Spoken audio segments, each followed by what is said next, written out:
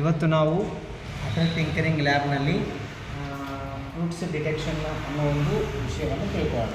ಈ ಫ್ರೂಟ್ಸ್ ಡಿಟೆಕ್ಷನ್ನು ಎಷ್ಟು ಪರ್ಸೆಂಟೇಜ್ ಚೆನ್ನಾಗಿದೆ, ಎಷ್ಟು ಪರ್ಸೆಂಟೇಜು ಕೆಟ್ಟೋಗಿದೆ ಅನ್ನೋದನ್ನು ನೋಡಲಿಕ್ಕೆ ನಾವು ಟೀಚೇಬಲ್ ಮಷಿನ್ ಅನ್ನೋ ಒಂದು ಆ್ಯಪನ್ನು ಉಪಯೋಗ ಮಾಡ್ತೀವಿ.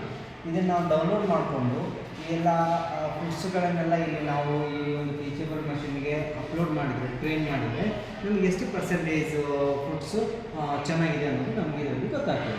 ಓಕೆ, ಉದಾಹರಣೆಗೆ ನಾನು ಇಲ್ಲೆಲ್ಲ ಫ್ರೂಟ್ಸ್ಗಳನ್ನು ಸೆಲೆಕ್ಟ್ ಮಾಡ್ಕೊಂಡಿದ್ದೀನಿ. ಈಗ ನಾನು ಇಲ್ಲಿ ಫ್ರೂಟ್ಸನ್ನು ಸೆಲೆಕ್ಟ್ ಮಾಡ್ಕೊಳ್ತೀನಿ. ಫ್ರೂಟ್ಸನ್ನು ಸೆಲೆಕ್ಟ್ ಮಾಡಿಕೊಂಡು ನಾವು ಇಲ್ಲಿ ಫ್ರೂಟ್ಸ್ ಕ್ವಾಲಿಟಿಗೆ ಹೋದರೆ ನಮಗೆ ಆ್ಯಪಲ್ಸು, ಬನಾನಾ, ಆರೆಂಜು, ದೆನ್ ಇಷ್ಟು ಹಣ್ಣುಗಳು ಸಿಗ್ತವೆ. ಓಕೆ, ಇದರಲ್ಲಿ ನಾನು ಬನಾನಾ ಸೆಲೆಕ್ಟ್ ಮಾಡ್ಕೊಳ್ತೀನಿ. ಸೊ ಇಲ್ಲಿ ರ್ಯಾಂಡಮ್ ಆಗಿ ನಾನು ಯಾವುದಾದ್ರೂ ಒಂದು ಬನಾನನ್ನು ತೆಗೆದುಕೊಂಡು ಮಾಡಿದರೆ ನನಗೆ ಇಲ್ಲಿ ಬನಾನದ ಫೋಟೋ ಬಂತು. ಓಕೆ, ಈ ಬನಾನ ಎಷ್ಟು ಪರ್ಸೆಂಟೇಜು ಕೆಟ್ಟಿದೆ, ಎಷ್ಟು ಪರ್ಸೆಂಟೇಜ್ ಚೆನ್ನಾಗಿದೆ ಅಂದರೆ ಇಲ್ಲಿ ತೋರಿಸಿದ್ರೆ ನೋಡಿ, ರೋಟನ್ ಬನಾನ 100%, ಅಂದರೆ ಇದು ತಿನ್ನಲಿಕ್ಕೆ ಯೋಗ್ಯವಲ್ಲ. ಅರ್ಥ ಆಯ್ತಾ?